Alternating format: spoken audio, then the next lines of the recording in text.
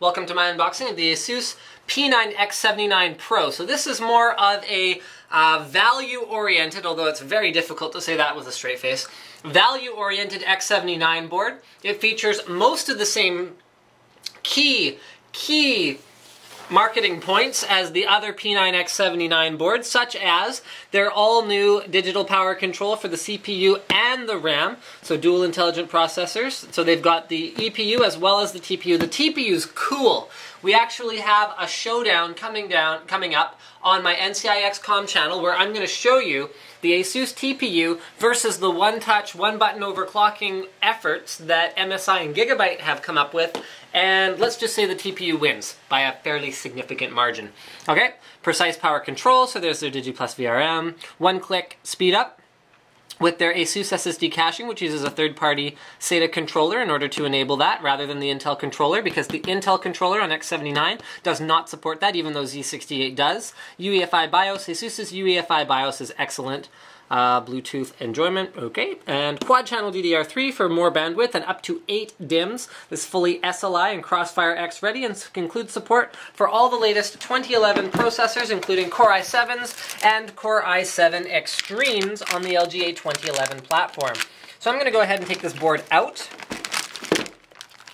like that, and we're going to show you guys the accessories. So come look at that. Okay. Like I said, not really a value board. Still a very pricey board. Comes with a 3-way SLI bridge. You won't need that for a value board. Okay, we've got 4 right-angle SATA 3 6 gigabit per second cables and 2 right-angle SATA 2 3 gigabit per second cables. Our front Q connectors, so that's for plugging in your front power and reset and all that stuff a little bit more easily. Flexible ASUS SLI bridge. An I/O shield. Hey, look at that. CPU installation instructions in full color. Haha.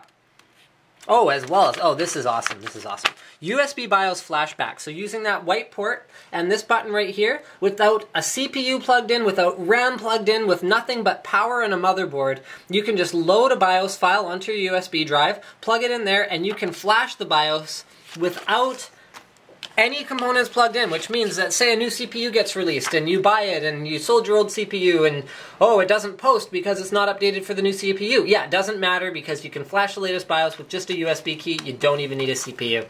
So we've got our utilities and drivers disk, which you should not use. You should throw it away and download the latest from the ASUS website. And I think that pretty much covers the accessories for the P9X79 Pro. So let's go ahead and get this baby opened up.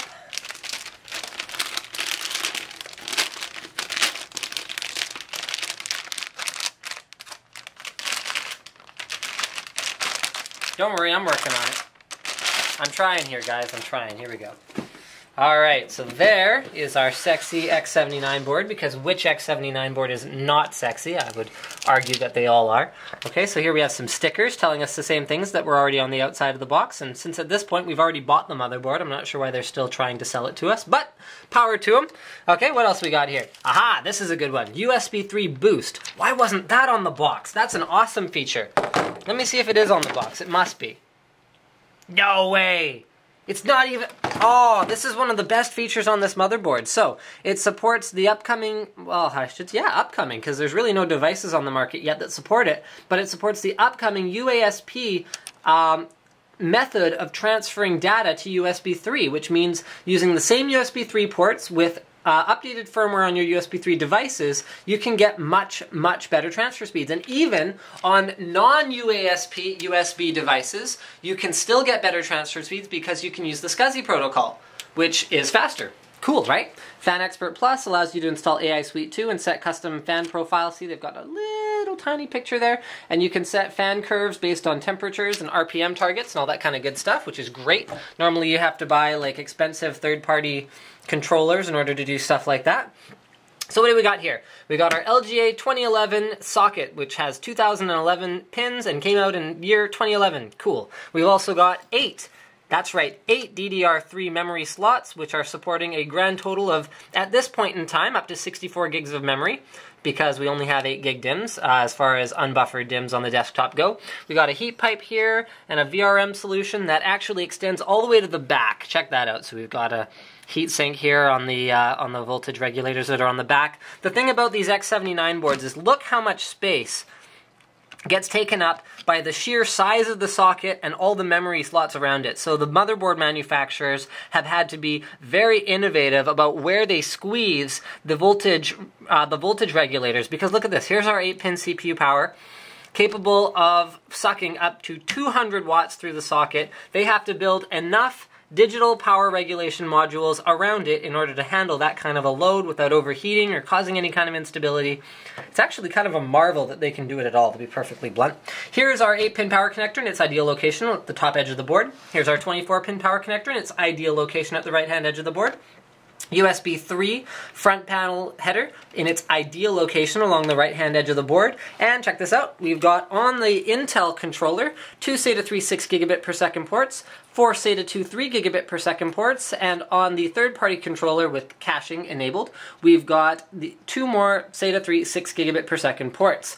Front panel connectors are here. The TPU can be enabled or disabled with a hardware switch here, but you can also turn it off and on in the BIOS, so I don't really see the point of that. There's a clear CMOS switch, 3 front panel USB 2 headers. There's the EPU, which is the energy-saving version of a TPU, which is a power, more go faster button version. So the energy-saving version, I would say, is less relevant on a performance platform like this. Post LED. There's the actual TPU chip. Here's your built-in power and reset switches. 1, 2, 3, 4 PCI Express 16X slots, of which 2 are wired for 16X, 2 are wired for 8X, so it's going to run a little something like this. 16, 16, 16, 8, 8, or 8, 8, 8, 8. 2 PCIe 1.0 slots, or PCIe 1X slots, and no PCI slots. Yes, this is a new high-end performance platform. There are no PCI slots and no PS2 ports. We got 1, 2, 3. I'm actually not sure if this one even works as a regular USB port, but I'm going to count it. So 4, 6 USB 2.0 ports, 4 USB 3.0 ports, a BIOS reflash button here, gigabit Ethernet, optical audio out. That looks like powered eSATA. Cool beans. 2 of those, and Bluetooth and 7.1 audio out. So thank you for checking out my unboxing and first look at the P9X79 Pro from ASUS. Don't forget to subscribe to Linus Tech Tips for more unboxings, reviews, and other computer videos.